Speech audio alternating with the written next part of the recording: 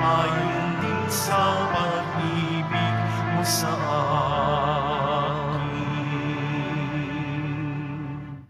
Sa ngalan ng Ama at ng Anak at ng Espiritu Santo, Amen. ang pagpapala ng ating Panginoong Hesukristo, ang pag-ibig ng Diyos Ama, at ang pakikipagkaisa natin sa Espiritu Santo naway suma inyong lahat. At sumainyo rin.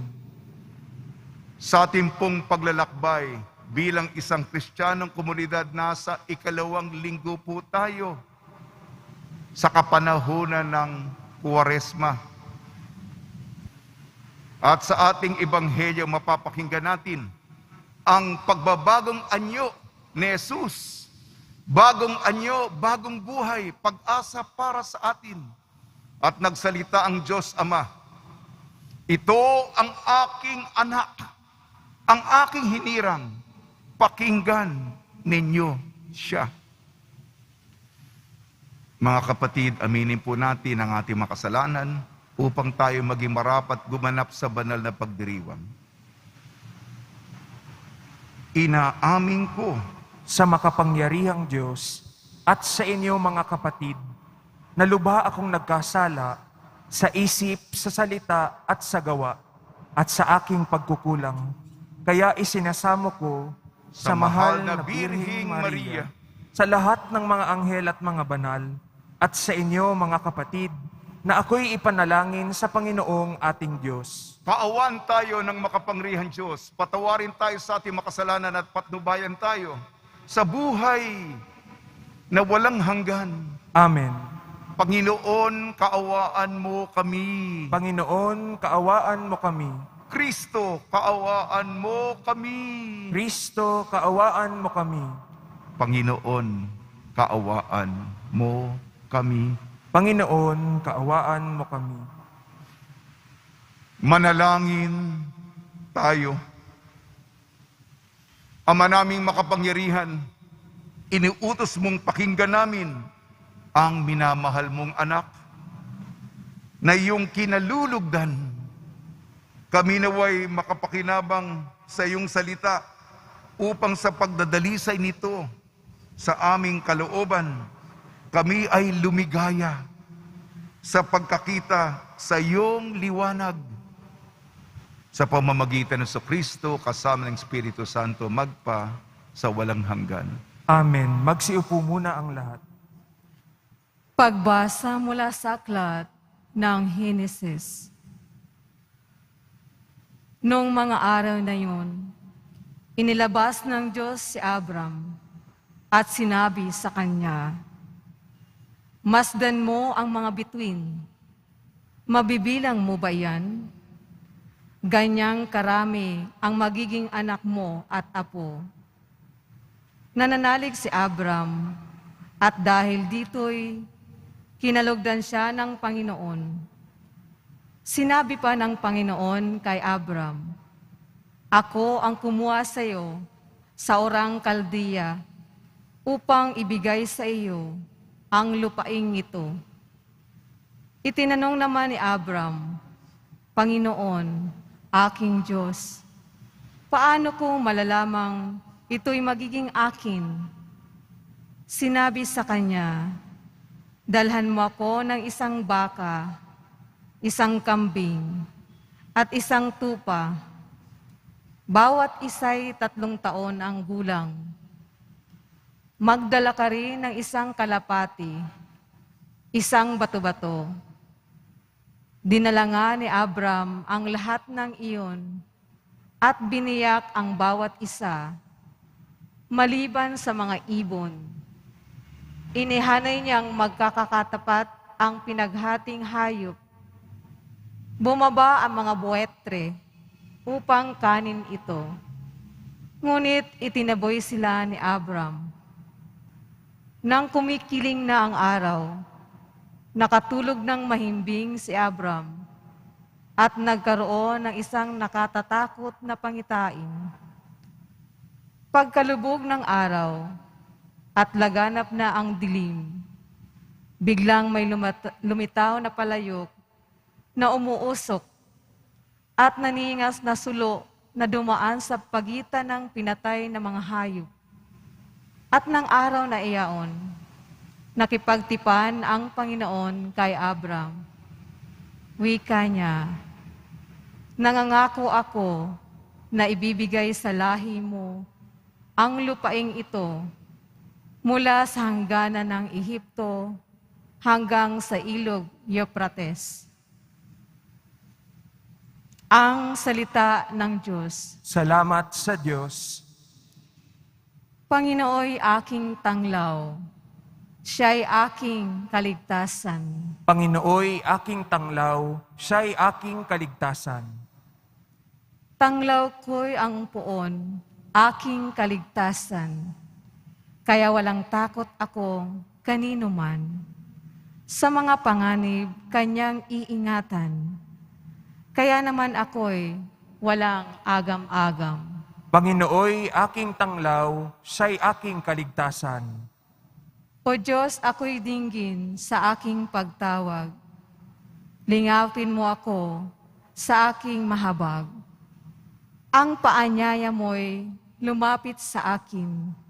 Huwag kang magkukublit, kita'y hahanapin. Panginooy aking tanglaw, siya'y aking kaligtasan.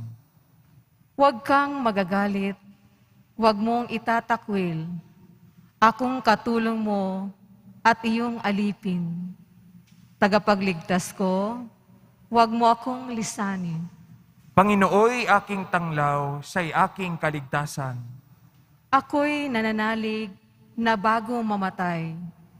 Masaksihan ko ang iyong kabutihan na igagawad mo sa mga hinirang.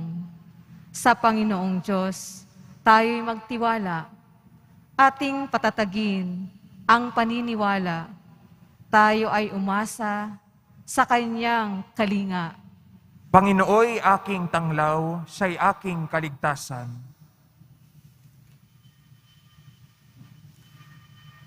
Pagbasa mula sa sulat ni Apostol San Pablo sa mga taga-Filipos. Mga kapatid, magkaisa kayong tumulad sa halimbawang ipinakita ko sa inyo. Kami ang gawin niyong huwaran. Masdan niyo ang lahat ng sumusunod sa mga halimbawang ito. Tulad ng malimit kong sabihin sa inyo. At ngayoy, luha ang inuulit ko. Marami ang namumuhay bilang mga kaaway ng krus ni Kristo. Kapahamakan ang kinahihinatnan nila sapagkat ang dinidiyos nila ay ang hilig ng kanilang katawan. Ikinararangal nila ang mga bagay na dapat sana nilang ikakaya at ang pinag-uukulan lang nila ng pansin ay ang mga bagay na panglupa. Sa kabilang dako, ang langit ang tunay nating bayan. Mula rooy, hinihintay nating may pananabik ang Panginoong Hesukristo, ang ating tagapagligtas. Pagdating ng araw na iyon, babaguhin niya ang ating katawang lupa at gagawing maluwalhati tulad ng kanyang katawan. Sa pamamagitan ng kapangyarihan, ginamit niya sa kapagpapasuko sa lahat ng bagay. Kaya nga, minamahal kong mga kapatid, aking kagalakan at karangalan na lagi kong kinasasabikang makita uli. Magpakatatag kayo sa inyong pamumuhay na kaugnay sa Panginoon. Ang salita ng Diyos. Salamat sa Diyos. Magsitayo na po ang lahat.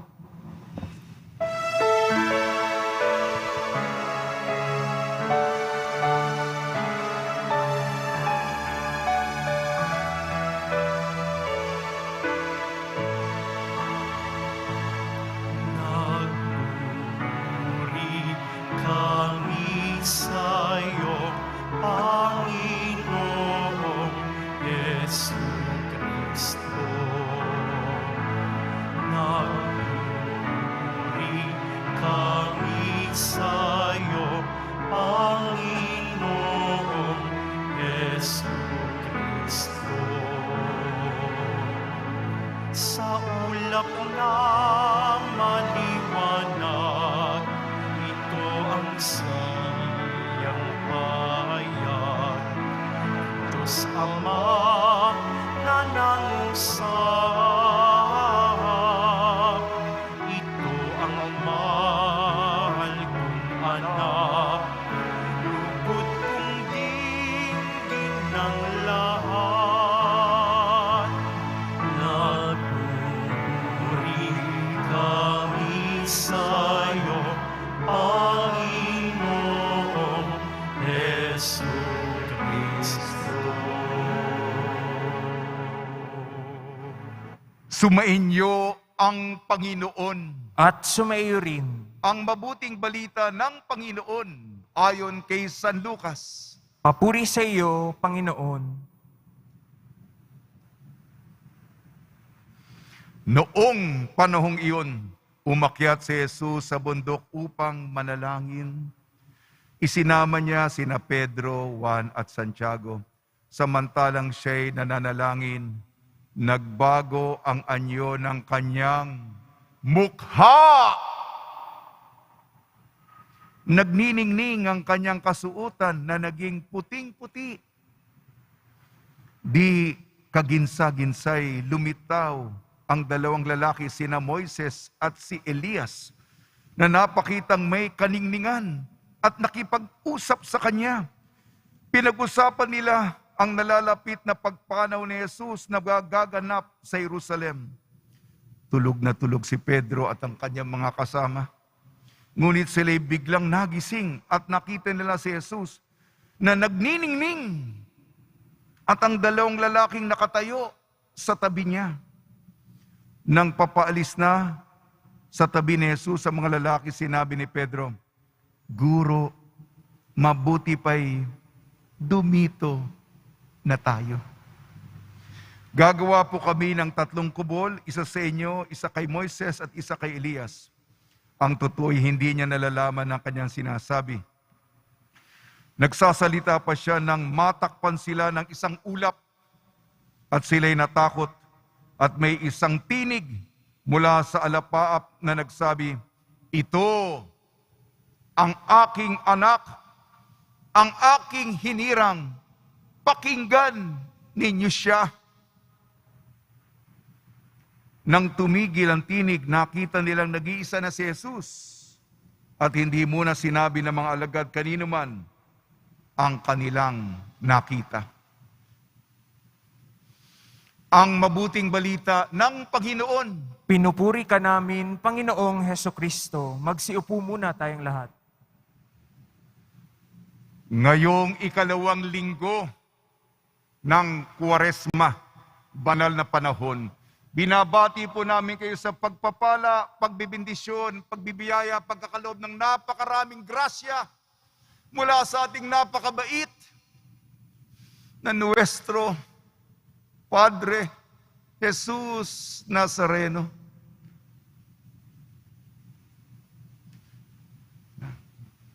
Dapat pala may nauna. Bagong anyo kanyang mukha, Jesus ng mga dukha. Bagong anyo kanyang mukha, Jesus ng mga dukha. May pag-asa tayong lahat, nagbagong anyo si Kristo. Mukha ng po nagniningning. Moises, Elias kausap, mga apostol na mangha. Sa ulap sabi ng Ama, pakinggan ang aking anak. Ngayong Kwaresma makinig, bagong anyo, bagong buhay, tularan natin si Jesus.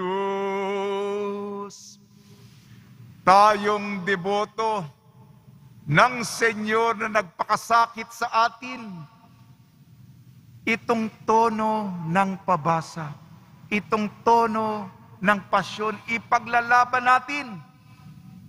Siguro may apresyasyon ng mga may edad sa atin, yung mga bata. Ano yan?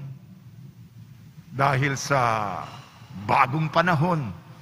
Kaya nga, yung mga bagay na mahalaga sa Senyor, sa Poong Jesucristo na nag-alay ng buhay sa atin, itataguyod natin.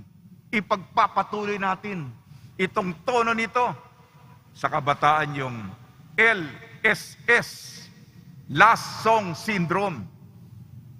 Sa pag-alis ninyo sa simbahan, huwag niyong kalimutan at itanim sa ating puso.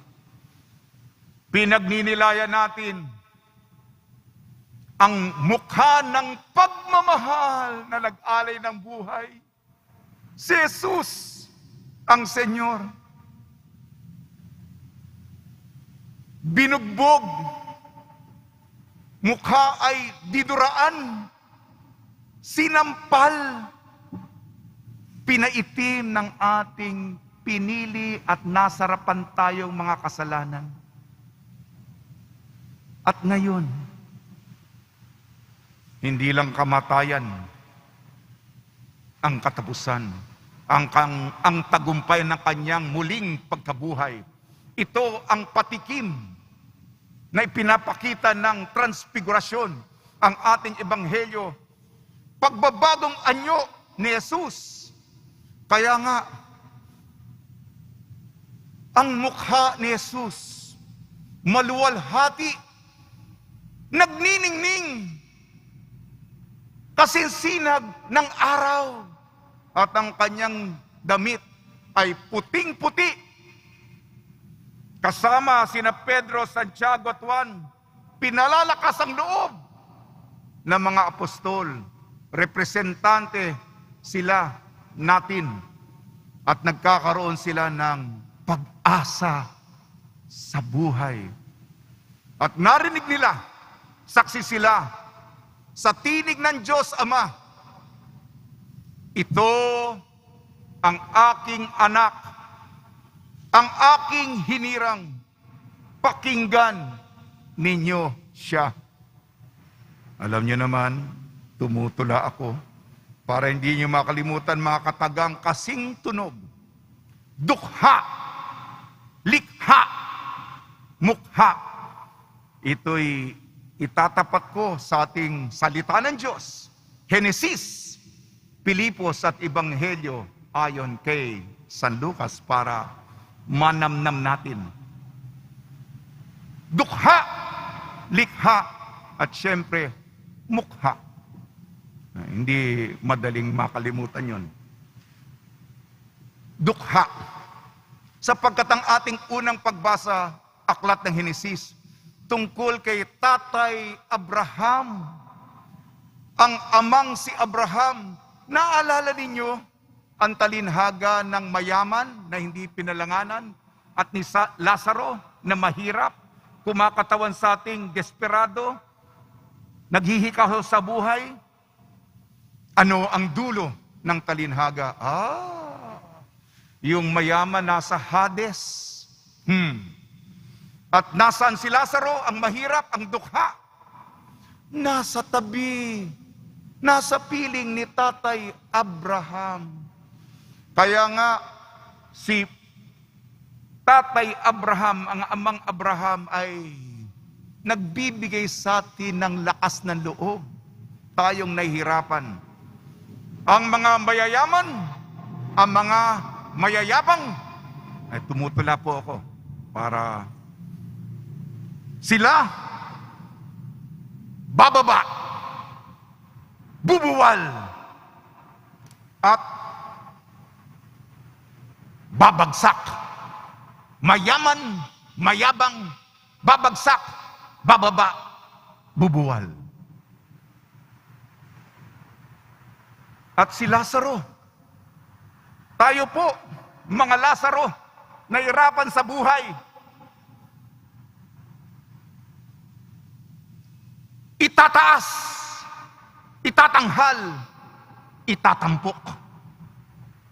Yan po yung magandang balita. Sa langit, napapakilala ng transfigurasyon, ng muling pagkabuhay. Tayo po ay katabi natin, hindi lamang si Tatay Abraham, ang Ama, Anak, at Espiritu Santo, ang banal na Santatlo. Dukha. Espesyal sa Diyos ang mga dukha. Pangalawang kataga, iugnay ko sa pangalawang pagbasa, sulat isang Pablo sa mga taga-Pilipos, likha. Likha. Sabi ni San Pablo, ang langit ay ating tahanan. Maganda yung katagang tahanan. Tayo mga mahihirap. Hirap na tayo, umiiyak na tayo. Kaya nga yung tahanan, tahan ka na, anak. Huwag ka nang lumuha. Diba? Sa langit, wala nang luha, wala nang pighati, wala nang lamentasyon, wala nang panaghoy. Malalalim ang ating mga katagang Pilipino pagdating sa pag-iiyak. Tahan ka na. Ang mahal na Birhen may panyo. Inaalis. Pinapalitan ng luha ng sakit, ng luha ng kaligayahan. Papatuloy ko pa, binibigyan po tayo ng tunay na pag-asa. Likha, sinabi ni San Pablo, ang ating katawang lupa ay magiging maluwalhati, katulad ng maluwalhating katawan ni Jesus sa transfigurasyon.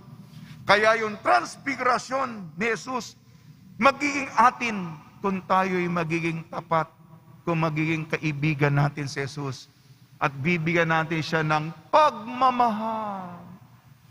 Bagong likha, bagong lahat. Ha? Kung ano si Jesus, ganun din tayo. Ha? Kasi kung titingnan natin ang ating sarili, tumatanda, pumuputi ang buhok, ay, ayoko magturo. Nakakalbo, nagkakalubot, at may mga imperfection tayo. Kulang na kulang ang aking description, ang ating imahinasyon sa kaluwalhatiang ipagkakalob sa atin ng Diyos. Hindi lang yung mga imperfection natin mawawala. Yan. Idudugtong ko na po sa Ebanghelyo. Dukha na itatanghal, likha, bagong nilikha, bagong kaayusan. At ang Ebanghelyo natin, ayon kay San Lucas, kaya nga sinabi ni Pedro, hindi ba si Pedro ay maraming mga bigat sa buhay, maraming mga kritisismo, maraming mga sumbat. Nung nando sila sa bundok ng Transfigurasyon, ano sabi niya? Panginoon, dumito na lamang tayo. Manatili na lang tayo. Huwag na tayong umalis dito. Ito ang patikim ng kaluwalhatian, ng tagumpay, ng muling pagkabuhay, ng kalangitan. Kaya nga, nung nakita nila Pedro, Juan at Santiago malapit sa puso ni Jesus, kung ano ang lasap ng langit, hindi mo na ito ipagpapalit, hindi po ba? Kaya, yan ang nagbibigay lakas ng loob sa kanila. Ha? Yan ang karanasan. Sana hindi na ito matapos. Kailangan bumalik tayo sa lupang ibabaw at dadaan tayo sa mga problema ng buhay. Mukha! Ang description ng mukha ni Jesus, sinabi sa Ebanghelyo yon, nagniningning kasing ningning sinag ng araw. Mga kapatid, ang ating mukha na magbabagong anyo. Talo nyo pa yung pinakagwapong artista. Talo nyo pa ang pinakamagandang artista. Isipin nyo yun. Yung mga katabi nyo ba? Di ba, lumaki tayo, artistahin. Mga katabi natin sa langit, talo mo pa yung paborito natin. Ganda-ganda. Ang gwapo-gwapo. Ang kapangitan po doon sa impyerno. Kulang na kulang. Kung makikita lang natin kung gaano kagwapo ka. Kung makikita natin kung gaano kaganda ka. Naaakit tayo sa kagandahan. Ipagkakaloob sa iyo yan. Yan ang kaningningan. Ito yung kahulugan. At hindi lamang kagandahan. Mabango. Tayo mga Pilipino, ayaw natin yung masamang amoy, mga masangsang, mabantot, mabaho. Ayan, gumalaw na yung mga katawan nyo. Yung iba na yung mabango, masamyo, mahalimuyak. Katulad ng mga iba't ibang amoy ng bulaklak. Hindi ba? Kaakit-akit. Hindi lamang ikaw, gwapo at maganda. Kung amuyin ka yung aroma, napakabango mo. Hindi lamang yung aroma, dagdag ko pa, pati yung sabor. Pinapalalim ko lang. Maganda, mabango, at matamis. Sino ba dito ang nasa in love? Matamis na pag-ibig. Matamis ang ating kaugnayan sa isa't isa. Alam mo ba yung katamisan ng pagsusuyuan at kaugnayan? Malalaman lang natin, nabanggit ko na po ito, kung ano yung matamis na matamis kung dumaan ka sa alat, pait, ano pa ba mga lasa? Tabang. Ano pa yung pait, alat, tabang. Nakalimutan ko, kulang yung isa. Tulungan niyo ako. Mapakla. Meron pa isang kataga. Tanda na po ko. Basta hindi magandang lasa. At ito'y matamis. Ito po ang pag-asa natin. Dukha, tayong dukha, itatanghal. Likha, bagong nilikha. At ang ating mga mukha, magaganda at mga gwapo. Sapagkat ito'y ipagkakaloob sa atin ng Panginoon. Tutula na po ko, mukha. Mabait si Maha, mahilig sa suha, nagbiyahing Doha, doon walang baha. Gamit ay espongha, trabaho sa kaha. Mag-ingat ka, iha, sana di maluha. Tumawa ka, ha, ha. Laging magdasal, ha? Matauhan, aha. Langit ay makuha. Jesus na lumikha, awa na malubha, siyang tulong sa dukha, maningning ang mukha. Salamat po.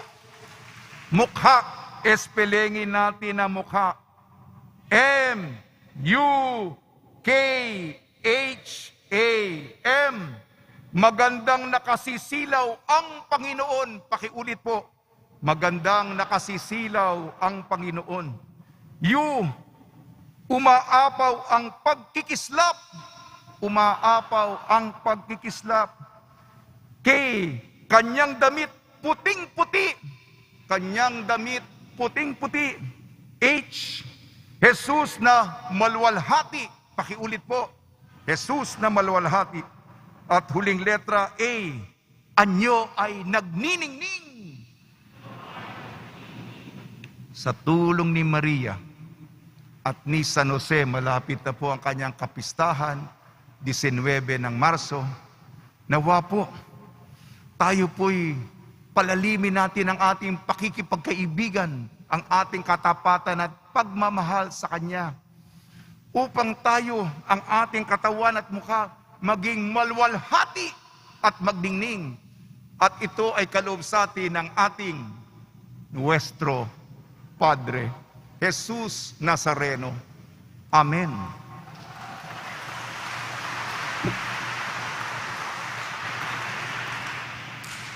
Magsitayo na po ang lahat.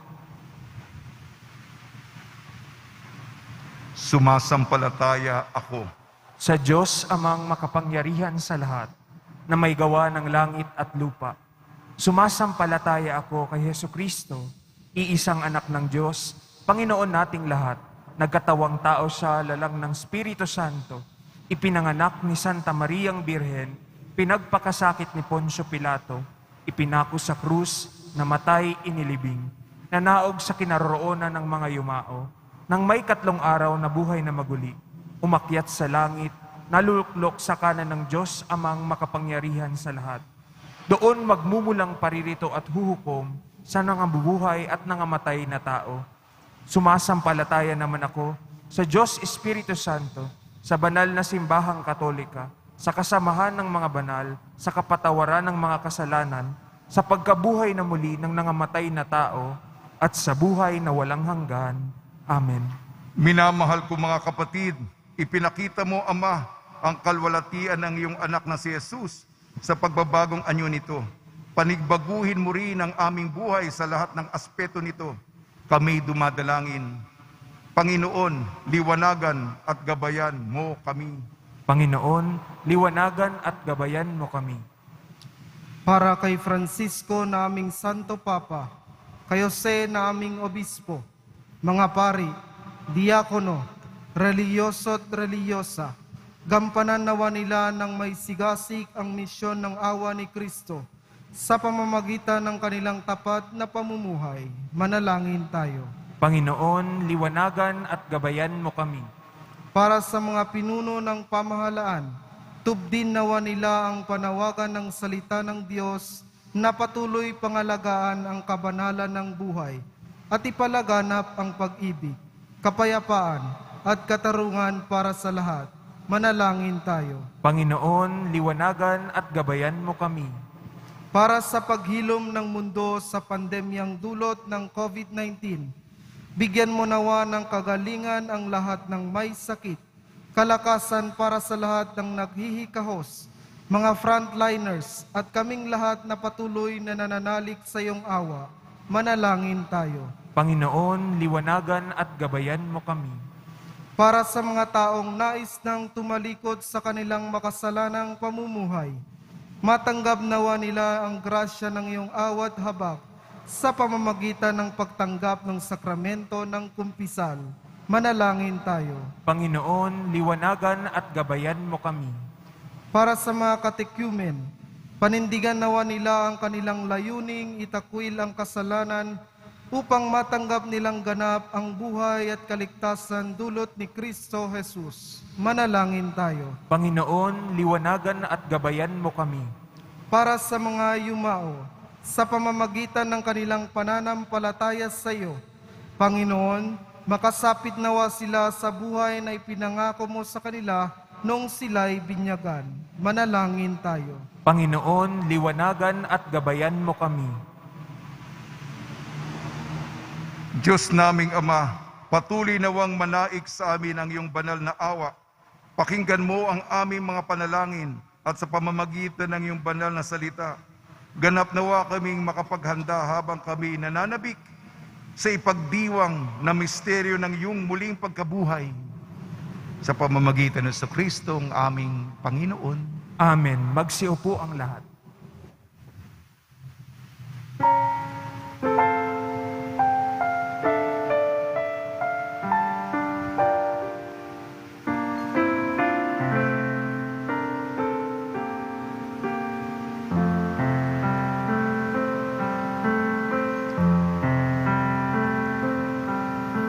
Sa iyo, Ama,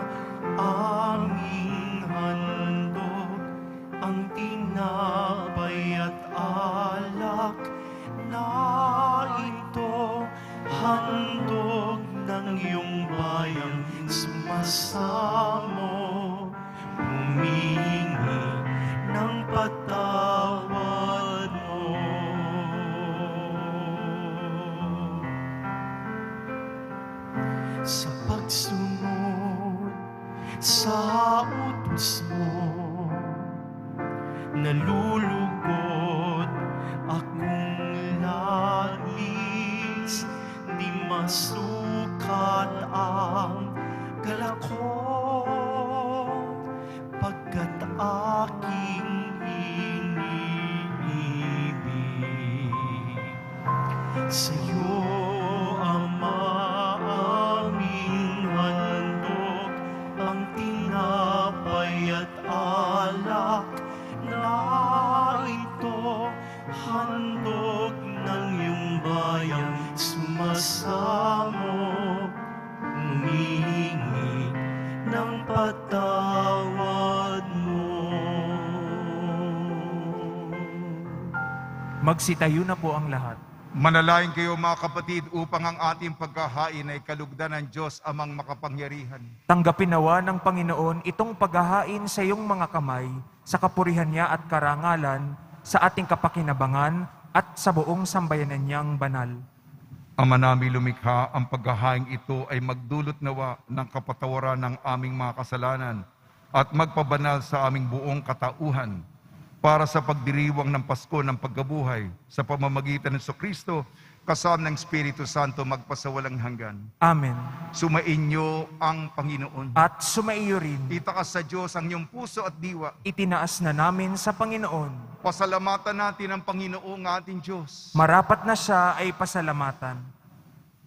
Ama namin makapangyarihan, tunay nga marapat na ikaw ay aming pasalamatan sa pamamagitan ng Kristo na aming Panginoon. Nang maipagtapat niya sa mga alagad na siya'y laang mamamatay para sa lahat, sa kanilang kanyang ipinamalas ang kanyang sariling puspos ng liwanag. Ang iyong mga utos at mga propeta ay pawang mga tagapagpatunay niya sa pagkakatalagang para sa kapwa'y magdusa upang akayin ang lahat sa pagkabuhay na maligaya. Kaya kaisa ng mga anghel na nagsisiawit ng papuri sa iyo, nang walang humpay sa kalangitan kami nagbubunyi sa iyong kadakilaan.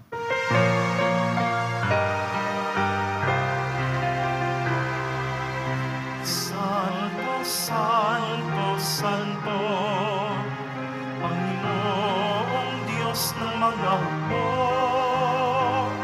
napupuno ang langit at lupa ng kadakilaan mo.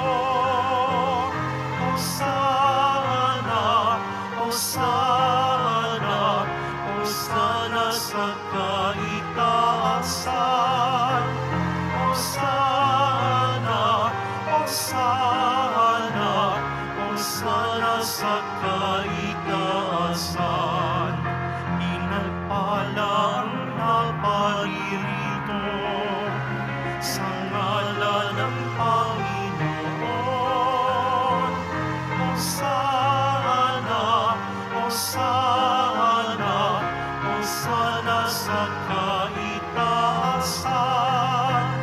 Hosana, Hosana, Hosana sa kaitaasan. Magsiluhod po ang lahat.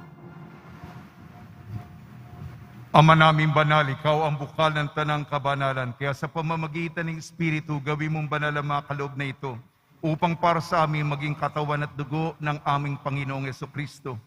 Bagay ang pinagtiis ang kusang loob na maging handog, hinawakan niya ang tinapay, pinasalamatan kanya, pinaghati-hati niya yon, iniabot sa kanyang malagad at sinabi, tanggapin ninyong lahat ito at kanin, ito ang aking katawan, nihahandog para sa inyo.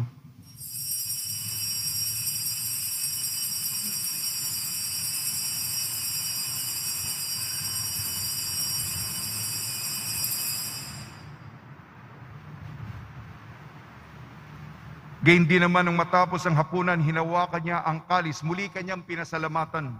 Inabot niya ang kalis sa kanyang malagad at sinabi, tanggapin ninyong lahat ito't inumin. Ito ang kalis ng aking dugo, ng bago at walang hanggang tipan. Aking dugo na ibubuhos para sa inyo at para sa lahat, sa kapagpapatawad ng mga kasalanan. Gawin ninyo sa pag-alala sa akin.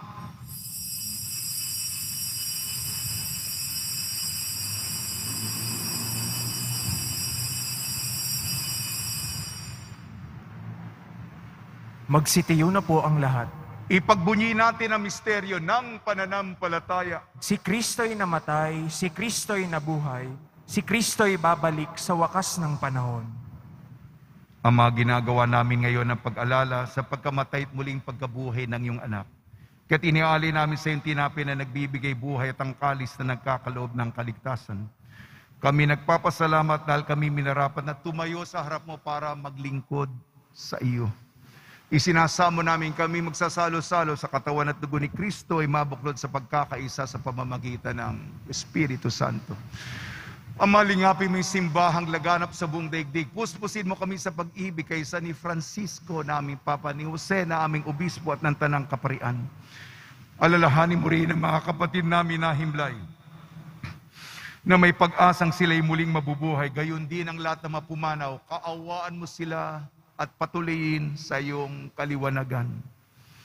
Kaawaan mo at pagdapating kami lahat na makasalo sa iyong buhay na walang wakas kaysa ng mahal na Birhing Maria na ina ng Diyos, Nuestra Señora de la Buena Hora, ng kabiyak na puso niyang si San Jose, kaysa ng mga apostol, lahat ng mga banal, si San Juan Bautista, na namuhay dito sa daigdig ng kalugod-lugod sa iyo. May pagdiwang nawa namin ng pagpupuri sa kararangal mo sa pamamagitan ng anak na aming Panginoong Yesu Kristo. Sa pamamagitan ni Kristo, kasama niya at sa Kanya, ang lahat ng parangal at papuri ay sa iyo, Diyos amang makapangyarihan, kasama ng Espiritu Santo, magpa sa walang hanggan.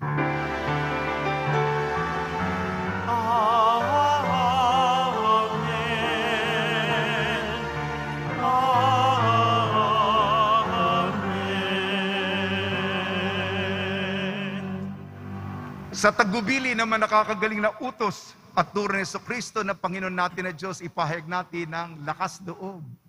Ama namin, sumasalangit ka, sambahin ang ngalan mo, mapasa amin ang kaharian mo, sundin ang loob mo dito sa lupa para nang sa langit. Bigyan mo kami ngayon ng aming kakanin sa araw-araw at patawarin mo kami sa aming mga sala para ng pagpapatawad namin sa nagkakasala sa amin. At huwag mo kaming ipahintulot sa tukso at iadya mo kami sa lahat ng masama. Hiniling namin kami iadya sa lahat ng masama, pagkalooban ng kapayapaan araw-araw, iligtas sa kasalanan at ilayo sa lahat ng kapahamakan. Samantalang aming pinananabikan ang dakilang araw ng pagpapahayag ng tagapagligtas naming si Jesucristo. Sapagkat iyo ang kaharian at ang kapangyarihan at ang kapurihan magpakailanman. Amen. Panginoon Jesucristo, sinabi mo sa iyong apostol, kapayapaan, iniiwan ko sa inyo ang aking kapayapaan, binibigay ko sa inyo. Tungyan mo ang aming pananampalataya at huwag ang aming mapagkakasala.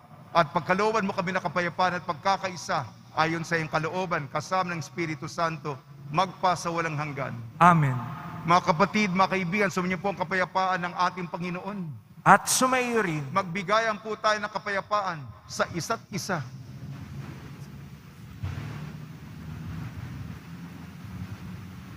Kordero ng Diyos na nag-aalis ng mga kasalanan ng sanlibutan, maawa ka sa amin. Kordero ng Diyos na nag-aalis ng mga kasalanan ng sanlibutan, maawa ka sa amin.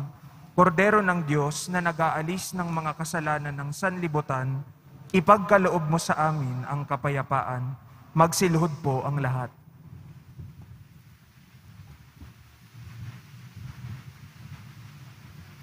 Ito ang kordero ng Diyos, ito nag-aalis ng kasalanan ng sanlibutan, mapalad ang inayayahan sa kanyang piging. Panginoon, hindi ako karapat-dapat na magpatuloy sa iyo, ngunit sa isang salita mo lamang ay gagaling na ako.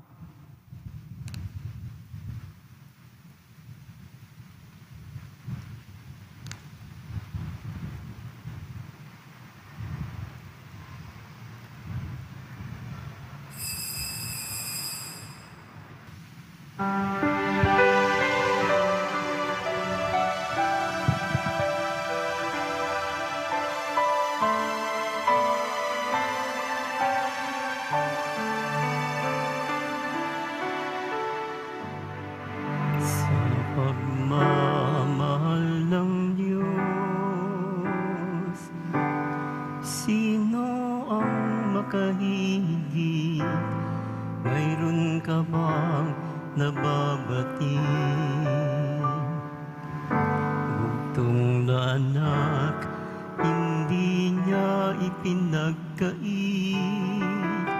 Nanaog sa mundo, nagdusa't dumanas ng libong sakit.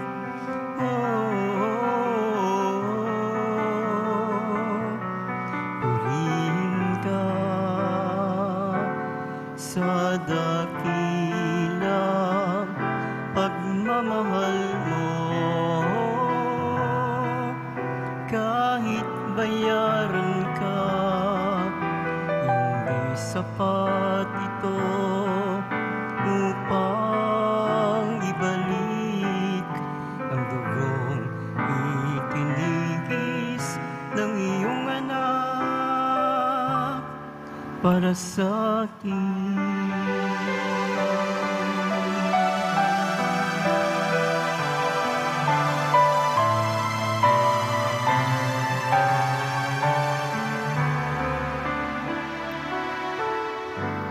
Dakilang Diyos kay buti mo, sa isang tulad kong maswaying sa nais mo. Di man pansin, laki ng pagmamahal mo, tinanggap pa rin ako, pinatawad sa mga kasalanan ko.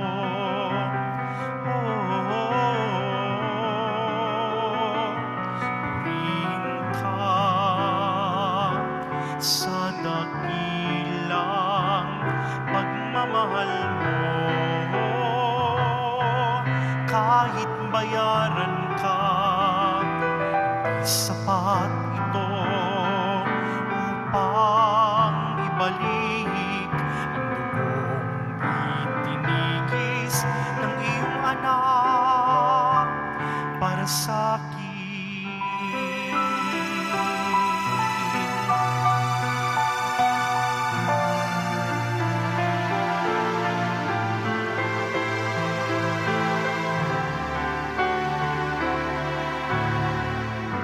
Salamat po, Panginoon, dahil sa pag-ibig mo, buhay ko ay nabago. Ikaw lamang pagpupurihan ko, purihin ang ngalan mo, o Ama, dakila ang pagmamahal mo. Purihin ka sa dakilang pagmamahal mo, kahit bayaran ka, sapat ito upang ibalik ang tinigis ng iyong anak para sa akin.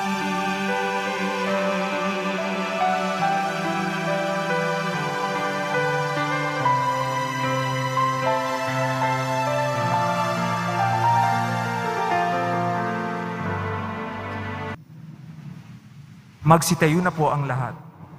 Manalangin tayo. Ama namin mapagmahal, kaming pinapakinabang mo sa dakilang pagliliwanag sa bagong anyo ng iyong anak, ay tumatanaw ng utang na loob sa iyo, sapagkat kahit ngayong paman, sa lupang ibabaw pinapagsalo mo na kami sa karikdan ng kalangitan sa pamamagitan sa Kristo kasama ng Espiritu Santo, magpasawalang hanggan. Amen. Pagbabasbasa ng mga deboto ng kanilang mga kahilingan at dasalan. Mahal na po ang Jesus Nazareno, inayag mo sa pamamagitan ng krus ang walang mali na pag-ibig ng Diyos sa sangkatauhan. Pakinggan mo ang kahilingan niyo ang kanang nagsusumamo sa iyo. Makamtanawa nilang inyong katugunan at tanggapin ang kasagutan na may utang na loob na tinatanaw. Basbasan din po niyo mga daladala nila mga imahin at dasalan sa pamamagitan ng bendisyon ito naway maalala ng mga pangalan sa binyag na ilang ibigin at pagliling ko ng bilang Panginoon magpasawalang hanggan. Amen. Sumainyo ang Panginoon At sumayo rin at pagpalain kayo ng makapangyarihan Diyos, Ama Anak at Espiritu Santo. Amen. Taglayin po ninyo sa inyong pag-alis ang kapayapaan ni Hesus Kristo. Salamat sa Diyos.